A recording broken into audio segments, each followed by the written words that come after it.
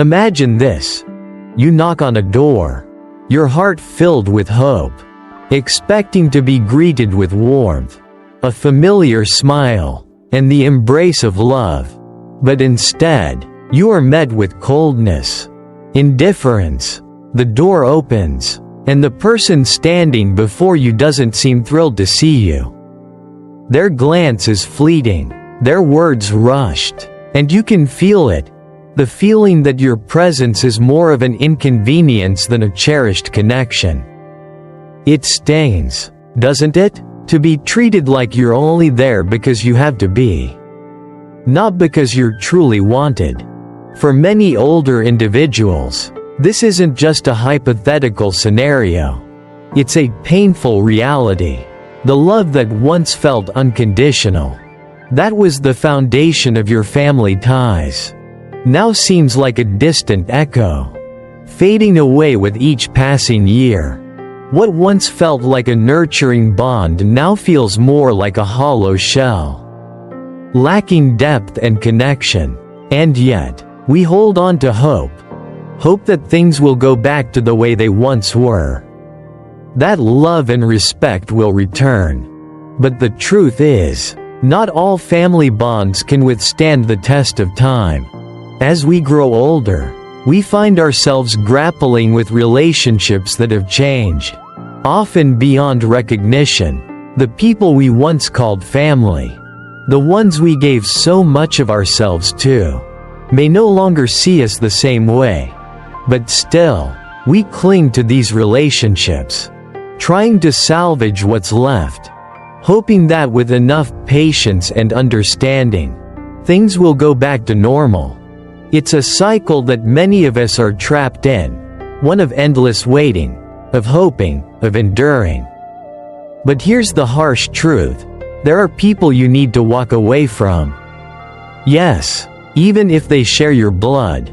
It's not an easy thing to hear, and it's even harder to accept. But there comes a time in life when you must recognize that some relationships, no matter how much you want them to thrive, have simply run their course. They no longer serve your well-being, and in fact, they may be draining you more than if you were to face the loneliness of solitude. In this video, we are going to dive into that difficult truth. We'll explore why certain relationships, even with family, can leave you feeling emptier than if you were alone. We'll look at how distance, painful as it may be, can sometimes be the most dignified path to maintaining your self-respect. And we'll talk about how setting boundaries, no matter how difficult, can be the key to reclaiming your peace of mind. Stay with me until the end, because what you'll hear might change the way you think about love, about relationships, and about your own worth. You might walk away with a new perspective on respect, on the importance of setting boundaries, and most importantly, on how to protect your own well-being in relationships that no longer serve you. It's time to face the truth, and it might just set you free. 1. The trap of unconditional love. Many of us grow up with the belief that love, particularly familial love, is the purest form of affection, something that should be offered freely, without hesitation, without conditions. We are taught that true love means giving everything we have, without asking for anything in return. This idea is deeply ingrained in our minds, and we carry it through life, often without questioning it. We believe that love means enduring hardship, tolerating pain, and sacrificing ourselves for the ones we care about, no matter the cost. But what happens when this kind of love starts to feel like a weight, rather than a blessing? What happens when the love we offer begins to drain us, leaving us empty, exhausted, and invisible? It's easy to fall into this trap. When we give love unconditionally, it can feel good at first, noble even. We are often praised for our selflessness and for putting others' needs above our own. But what happens when our endless giving leaves us with nothing left to give? What happens when we look at the people we love and realize that our sacrifice has not been met with the same warmth, the same care, or even the same effort? The love we so freely gave may go unacknowledged or worse, become a burden to those we hope to help. We can find ourselves wondering, is this really love? Or is it just an expectation I've imposed on myself? Buddhism teaches us a crucial lesson about love and sacrifice: balance. Giving love is undoubtedly a beautiful and virtuous act. But giving to the point where we harm ourselves, where we lose our sense of self in the process, is not love, it is self-destruction. The Buddha spoke of non-attachment, anicca, a concept that invites us to understand the impermanent nature of all things, relationships included. Love, like everything else, is fluid, subject to change. When we cling to the idea that love must be self-sacrificial, that we must give without receiving, we set ourselves up for pain. True love cannot exist in an environment where there is no balance, no reciprocity. Imagine a parent who has spent their entire life giving, sacrificing their time, their energy, their health, believing that this sacrifice is the very definition of love. Year after year, they pour their heart into their children, thinking that one day, their devotion will be returned. But what happens when the children grow up and their affection is no longer reciprocated? The parent may find themselves feeling invisible, disregarded, and forgotten. They may give and give, only to see their love go unacknowledged. In this moment, it becomes clear the love they gave was not met with the same sincerity, the same depth. It was not shared equally. Instead, it became an obligation, a duty, rather than a gift. The Buddha teaches us that true love is not about enduring hardship or sacrificing ourselves to the point of emptiness. True love is about understanding how much to give, without losing ourselves in the process. True love is about finding the balance between giving and receiving. It is about honoring both the other person and our own self-respect. We cannot pour from an empty cup. If we give everything we have, without replenishing ourselves, we eventually have nothing left to offer. Love that demands endless sacrifice without any return is not a healthy form of love. It is a trap that can leave us feeling drained, bitter, and resentful. The lesson is simple yet profound. Self-respect is not an optional part of love, it is essential. Without self-respect, we cannot truly love. You cannot give what you do not have. And if you are constantly giving to others at the expense of your own well-being, you are not only diminishing your own value but also setting a precedent that you are willing to be treated as less than you are. This is where boundaries become crucial. Boundaries are not about shutting others out, they are about protecting our own hearts, our own peace. Boundaries allow us to give love in a way that is healthy and sustainable. They allow us to continue loving, without losing ourselves in the process. When we set boundaries, we acknowledge our own worth. We say, I am worthy of respect, of love, and of kindness. And because I value myself, I can love others in a way that does not diminish my own energy. This is the essence of true love. True love does not fade into the background of someone else's life. It stands firm, clear, and full of integrity. It does not ask for sacrifice without balance. It invites both people to share equally. to respect one another equally, and to honor each other's needs and boundaries. In every relationship, whether with family, friends, or romantic partners, it's important to remember that love should be an equal exchange. The Buddha's teachings on compassion, karuna, remind us that love is not about sacrifice at the expense of our own happiness, but about creating a space where love can be freely given and received. We are not meant to be martyrs, giving until we have nothing left. We are meant to love with wisdom, to love in a way that nourishes both ourselves and the ones we care for. True love is not about endurance in the face of suffering, it is about growth, balance, and mutual respect. It is about finding joy in giving, without losing the joy in being.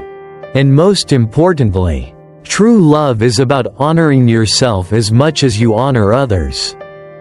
If you find that you are constantly giving, without receiving in return, it may be time to step back and reevaluate. Remember, love is a gift, and like any gift, it should be offered with grace, with boundaries, and with the understanding that you are worthy of receiving just as much as you give. In these moments, it's important to remember the Buddha's teachings on non-attachment and letting go. It may be painful, but the greatest act of self-respect you can offer yourself is to release relationships that drain you. Relationships that perpetuate feelings of inadequacy or neglect. Just as the Buddha advised detachment from material possessions, he also taught that we must sometimes detach from relationships that no longer serve our growth or well-being. In doing so, we open ourselves to new possibilities, relationships that nurture us, that respect us, that offer us the same love and care we give to others. In letting go of these relationships, you are not abandoning family, nor are you turning your back on love. You are simply acknowledging that true love and respect can only thrive in environments where both individuals honor each other's worth. Family is not an obligation that demands self-sacrifice. Family is a bond that should lift you up, nurture you, and provide you with mutual respect and love. When that bond begins to fracture, it is not a failure to walk away.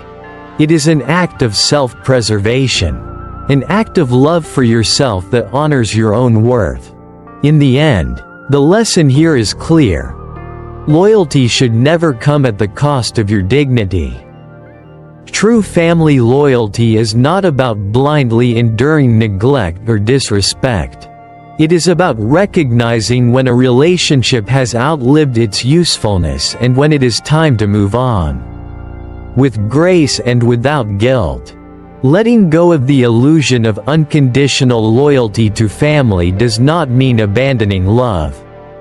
It means embracing the love that truly honors you. 3. Solitude versus bad company. As human beings, we are often taught to fear being alone. From a young age, society instills in us the belief that loneliness is a form of suffering, something to be avoided at all costs. We grow up with the idea that solitude is something negative, something that leads to sadness or emptiness. We are conditioned to believe that being surrounded by others is the key to happiness. That the more people in our lives, the more fulfillment we will find. But Buddhism offers a different, more nuanced perspective. The Buddha teaches us that solitude, when approached with mindfulness and wisdom, can be a powerful source of inner peace and self-discovery. It is not the solitude itself that we should fear, but the company we choose to keep. In fact, it is often in solitude that we find our truest selves. When we are alone, without the noise and distractions of the world around us, we have the opportunity to reconnect with our inner voice. to reflect on our values, and to listen to the wisdom of our hearts. Solitude, when embraced intentionally, allows us to pause, to heal, and to regain clarity. It gives us the space to grow and evolve in ways that are impossible when we are constantly surrounded by external influences. But the real danger lies not in being alone. It lies in surrounding ourselves with people who drain our energy, who diminish our self-worth, or who make us feel small. The Buddha's teachings on Sangha, community, emphasize the importance of choosing companions who uplift us, who encourage our growth, and who support our spiritual journey. Our relationships, like the people we choose to spend time with, play a vital role in shaping our lives.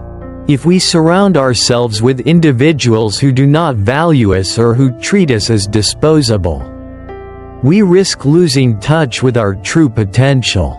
Bad company holds us back, keeping us trapped in cycles of frustration, resentment, and self-doubt. Think about the relationships in your life. Are they fulfilling, or do they leave you feeling depleted? Do you feel seen, heard, and respected, or do you feel overlooked and insignificant? Relationships that feel more like obligations than genuine connections are often the ones that drain us the most. You may find yourself giving and giving, only to feel as though you're constantly receiving nothing in return. The Buddha's teachings warn us against such attachments, advising that we must choose relationships that foster peace and respect, not those that demand our energy without offering the same in return. The Buddha's own path to enlightenment was a journey of mindful solitude. He chose to step away from the distractions of the world to seek deeper understanding. In those moments of solitude, he could listen to his inner wisdom, meditate, and deepen his awareness. It was during these quiet times that he gained the clarity and insight that ultimately led to his enlightenment. In the same way, embracing solitude in our own lives can allow us to gain perspective on our relationships, on our inner selves, and on our paths forward. This does not mean that we should retreat from all human connection or isolate ourselves entirely. The Buddha valued the community of like-minded individuals, the Sangha, who supported each other on their spiritual journeys. He taught that the company we keep should be uplifting, not depleting. True community is about mutual respect, understanding, and growth. It is about being surrounded by people who encourage us to be our best selves, who challenge us to grow, and who walk beside us with kindness and compassion. However, not all relationships are built on this kind of foundation. Some people come into our lives only to take, to criticize, or to dismiss us. They may drain us emotionally, leaving us feeling exhausted and empty. Over time, these kinds of relationships can chip away at our confidence, making us question our value and our worth. The Buddha taught us that we must practice discerning wisdom in our relationships, understanding when it's time to step back and let go of connections that no longer serve our well-being. It's easy to become attached to the idea of certain relationships, especially when we've known people for a long time, or when we are bound by familial or societal expectations. But we must remember that the quality of our relationships is far more important than the quantity. The Buddha's teachings remind us that attachment to unhealthy relationships causes suffering, while the practice of detachment allows us to preserve our peace, clarity, and inner strength. Detaching doesn't mean abandoning others. It simply means choosing to prioritize our own well-being, setting boundaries that protect our emotional health, When you begin to evaluate your relationships, it's important to ask yourself, do these relationships help me grow? Do they bring peace to my life? Or do they bring chaos? Do they encourage my authenticity? Or do they make me feel like I have to shrink myself to fit in? If the answer is the latter, then it may be time to reevaluate. Sometimes, stepping away from people who drain us is not a sign of weakness. It is an act of self-love and self-respect. Embracing solitude gives us the opportunity to understand our true needs, to reconnect with our inner wisdom, and to develop a stronger sense of self. It provides us with the space to reflect on what truly matters and what relationships are worth our energy. When we take the time to cultivate peace within ourselves, we are better able to show up in the world with clarity, purpose, and compassion. It's in these moments of quiet reflection that we often find the answers we seek. Not in the noise of the world or the constant busyness of life. So, the next time you find yourself feeling overwhelmed or drained by a relationship, take a step back. Embrace the solitude that allows you to reconnect with your true self. Use this time to reflect, to heal, and to regain your balance. The peace and clarity you seek may be just a few moments of solitude away. 4. The hidden cost of always being available. How many times have you found yourself constantly available for others, answering their calls, helping when they ask, being the first to give, the first to show up, only to be taken for granted? In the beginning, it may seem noble, almost virtuous, this constant giving. It feels good to be needed, to be the one people rely on. But over time, something shifts. What once felt like an act of love and kindness begins to feel more like a chore. A responsibility that falls squarely on your shoulders. You begin to realize that your own needs are never a priority.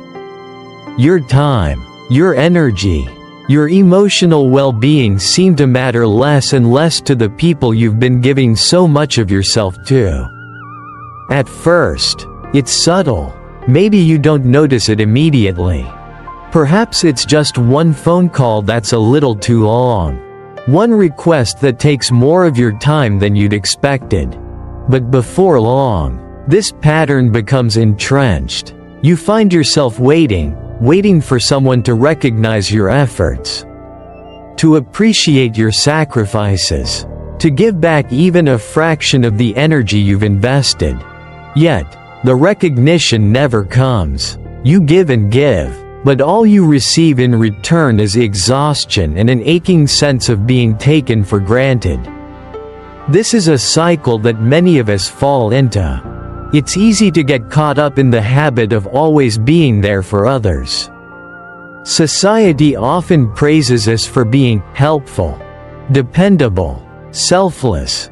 But what happens when this constant availability begins to strip us of our own self-worth? What happens when, in trying to please everyone, we lose sight of what truly matters, our own peace, our own happiness? Buddhism teaches us that self-respect is a core part of our being. In Sanskrit, the term Atman refers to the self, to the essential nature of who we are. Self-respect is not something we should have to beg for from others. It is inherent in our being. It is not something that should be sacrificed for the sake of others' demands, no matter how noble those demands may seem. Yet, in many relationships, we find ourselves doing just that, sacrificing our peace, our time, and even our well-being for the sake of others. The Buddha spoke of equanimity, the ability to maintain inner balance regardless of the external circumstances. When we are constantly making ourselves available to people who do not value us, we are sacrificing our inner balance. We are giving away our emotional resources without replenishing them. In doing so, we lose ourselves. We begin to rely on others for validation, waiting for them to notice our efforts, to thank us for our kindness, or to reciprocate the love we have so freely given. But as the Buddha wisely taught, attachment to external validation causes suffering. The longer we wait for someone to recognize our worth, the deeper we sink into frustration and resentment. When we allow ourselves to be constantly available, to be the one who always says yes, we forget that our time is precious. The Buddha taught that time is one of the most valuable things we have.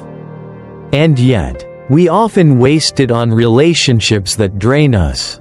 We forget that we deserve to be surrounded by people who not only value our time, but also make the effort to give us the same love and care we so freely offer to them. When we allow ourselves to be taken for granted, we are teaching others that our time, our attention, and our energy are not worthy of consideration. But here's the truth: your time is precious. And you deserve more than to be perpetually available for people who never take the time to appreciate you.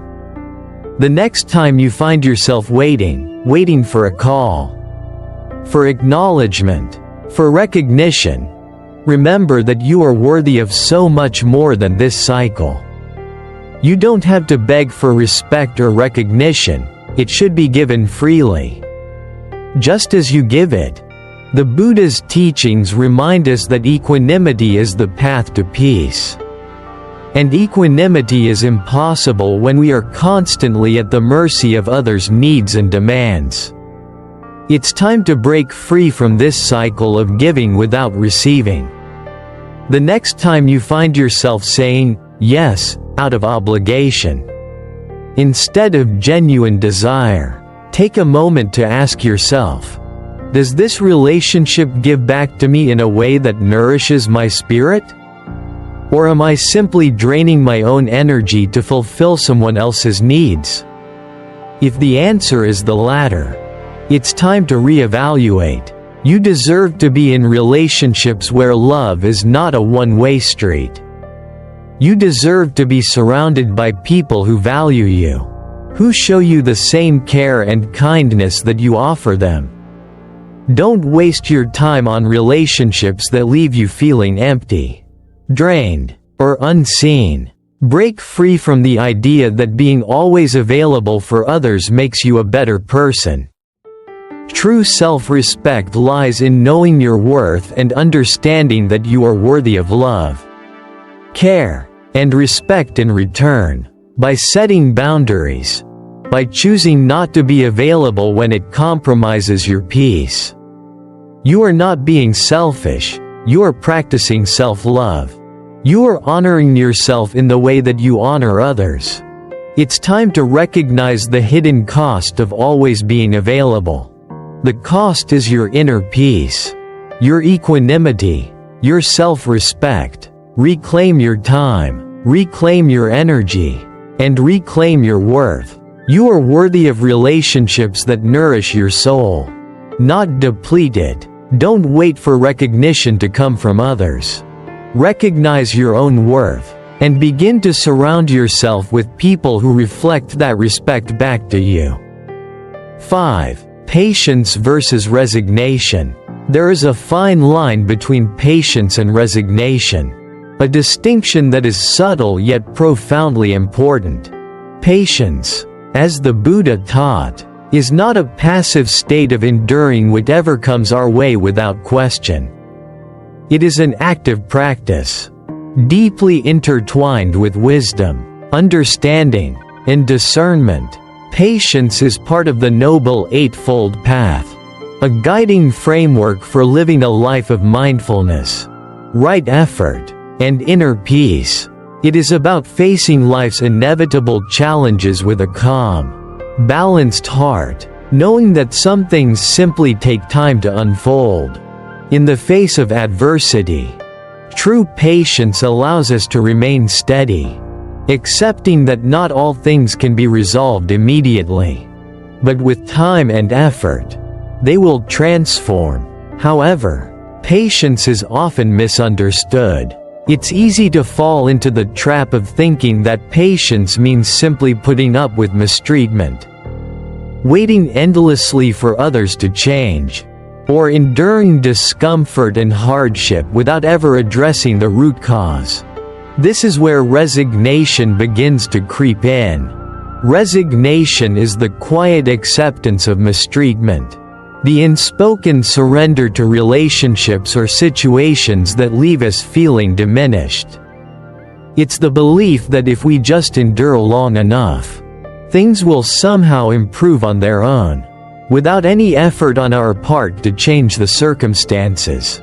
Resignation is a heavy burden to carry, because it subtly convinces us that we are powerless. It teaches us that we must accept whatever is given to us, regardless of how it affects our well-being, our happiness, or our self-respect. When we resign ourselves to these unhealthy dynamics, we lose sight of our agency, of our ability to take control of our lives and choose the relationships we want to nurture. The Buddha never taught us to endure suffering for the sake of suffering. In fact, he spoke about transforming suffering through wisdom. True patience is not about simply enduring difficult situations or people for the sake of peace. It is about knowing when to hold firm, when to stay the course with compassion and clarity, and when it is time to act, when it is time to step back and reclaim our dignity. This is the key difference between patience and resignation. Patience is informed by wisdom, while resignation is rooted in the absence of action. True patience involves boundaries, a concept that is often overlooked. When we set boundaries, we are not acting out of anger or frustration. Rather, we are acting out of self-respect. Boundaries allow us to protect our emotional health, preserve our peace, and ensure that we are not constantly drained by relationships that fail to nourish us. Boundaries are not about closing ourselves off from others. They are about ensuring that the relationships we invest in are mutual and that we are treated with the respect we deserve. In every relationship, there comes a time when patience no longer serves us. When patience turns into resignation, we stop advocating for ourselves, and we start allowing ourselves to be treated in ways that diminish our sense of worth. Perhaps we wait for someone to notice how much we've given, or for someone to finally recognize our value. But if these efforts go unnoticed, our patience starts to turn into self-sacrifice. We end up giving more than we receive, draining ourselves in the hope that eventually, someone will change. The Buddha's teachings remind us that we do not have to endure suffering indefinitely, especially if it comes at the cost of our dignity and self-worth. Patience is about knowing when to stay and when to move on. It is about making space for growth, for healthy change, and for mutual respect. If a relationship continues to cause harm, even after we've given it time and patience, it's time to step back, to reassess whether this relationship is worth continuing or whether it's time to let go. Letting go does not mean we are giving up on the person or the relationship. It means we are reclaiming our power, restoring our self-respect, and acknowledging that we deserve relationships that honor our worth. When we set boundaries, we are teaching others how we expect to be treated, and we are also teaching ourselves that our peace of mind and emotional well-being are sacred. Patience without action, without wisdom, can lead us to resign ourselves to being constantly overlooked, disregarded, or even mistreated. True patience is not about silence in the face of harm. It is about acting with clarity and purpose. When we practice patience with wisdom, we know that sometimes the most patient thing we can do is walk away. To preserve our energy, our peace, and our dignity. In the end, the Buddha's teachings on patience invite us to cultivate a deep sense of understanding and compassion, not just for others, but for ourselves. Self-respect is the foundation upon which all meaningful relationships are built. Without it, we are left feeling like mere bystanders in our own lives, waiting for something to change, but never taking the necessary steps to make it happen. True patience is knowing when to stay the course and when it's time to let go, when it's time to step back and allow room for something better to grow. 6. The power of disappearing. One of the most powerful lessons Buddhism offers is that sometimes the best way to understand your true value in someone's life is to step away.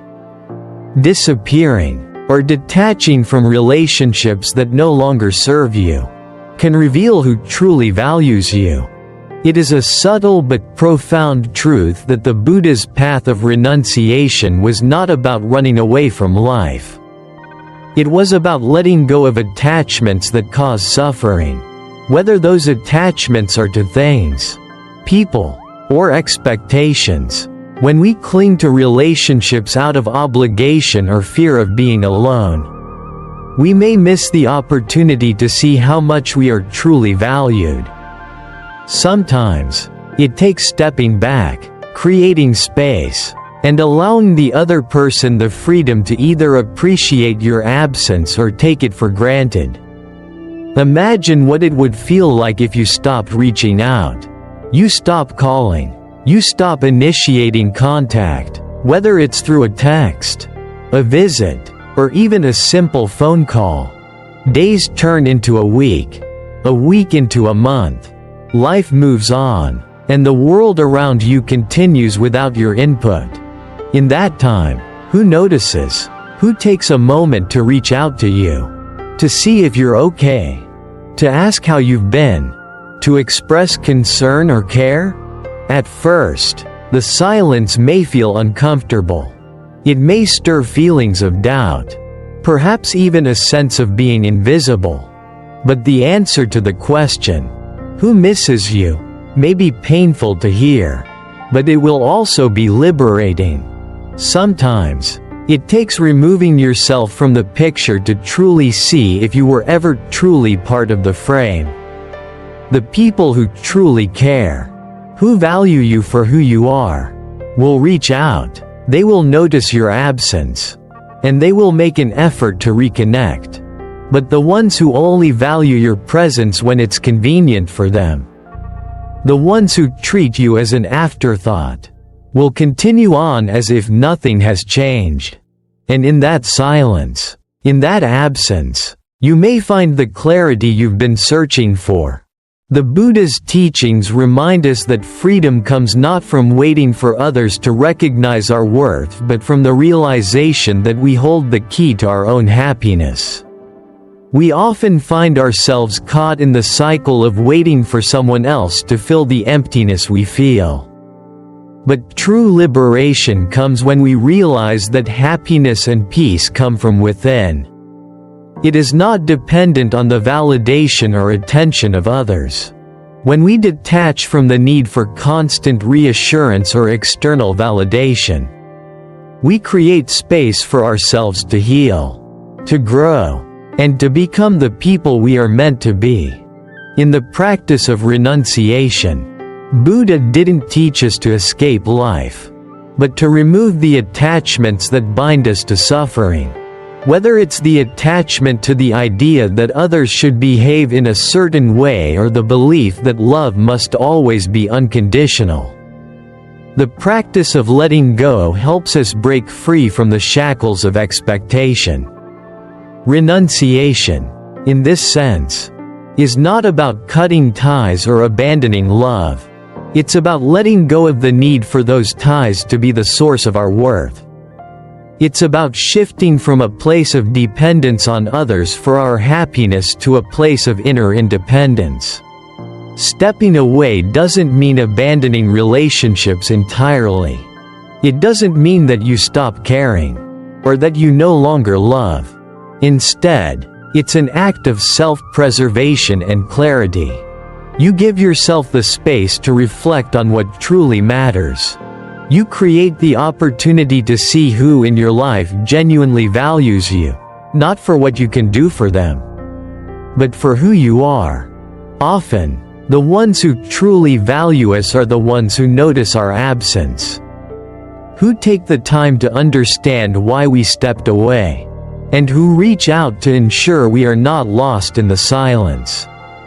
On the other hand, the relationships that are based on convenience, where we are only sought out when needed, will fade into the background. These relationships don't offer real connection. They rely on the comfort of proximity rather than the strength of genuine care. When we disappear, we often make space for new, more meaningful connections to emerge. Connections that are not based on obligation but on mutual respect and love. This practice of stepping away, of creating space, is not a punishment, it is an opportunity. It is an invitation to the people in our lives to show whether they truly care. To see if their love and attention are genuine or if they were simply a product of our own emotional labor. As the Buddha taught, attachment to relationships or outcomes that no longer serve us keeps us trapped in cycles of pain and longing. Detaching, therefore, is not about severing the love we give, but about recognizing where it is not being received in kind. Sometimes, we may feel guilty or afraid of disappearing. We may fear being seen as selfish or uncaring. But true self-care requires us to prioritize our emotional health. Stepping away is an act of strength, not weakness. It is an affirmation that our worth is not defined by how much we give or by how others treat us. We are worthy of relationships that nurture us, not drain us. In the silence that follows our absence, we find the clarity to understand that our value was never tied to the amount of energy we poured into others.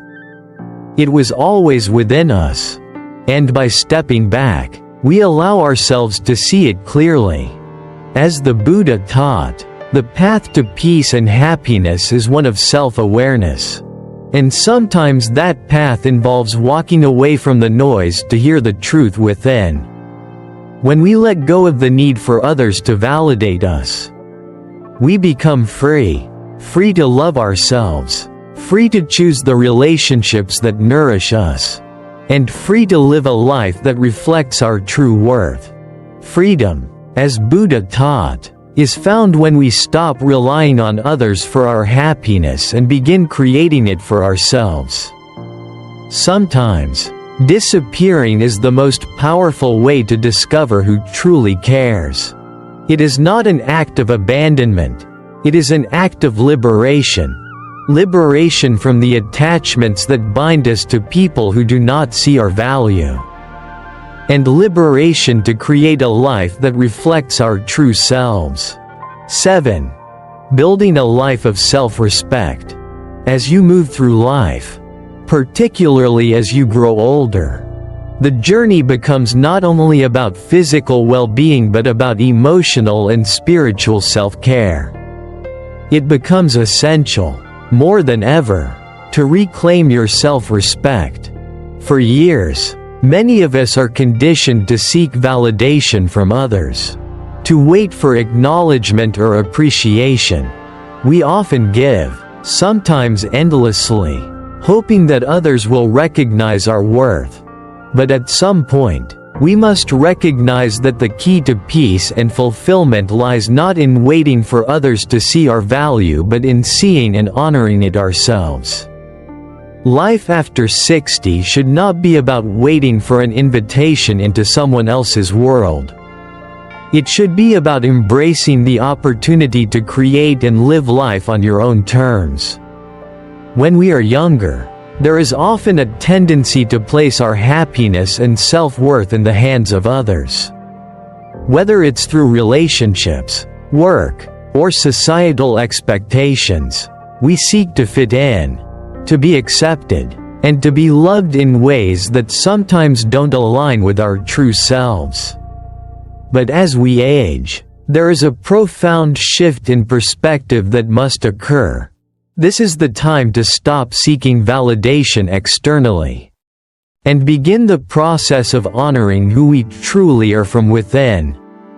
The Buddha teaches us that inner peace is the ultimate goal of life. And that peace comes from understanding that our worth is not determined by the opinions of others. Self-worth is not something that can be given or taken away by others, it is inherent in us. And it is up to us to value ourselves.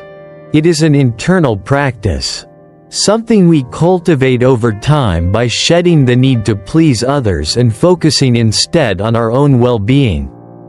When we stop measuring our worth by the standards or approval of others, we begin to find freedom to live authentically, to make choices that resonate with our soul, and to step into a life of integrity and self-respect. The journey to reclaiming your self-respect involves acknowledging that you are not here to merely fill a space in someone else's life or to be needed as a means of validation. You are here to live your own life and to bring your unique light into the world.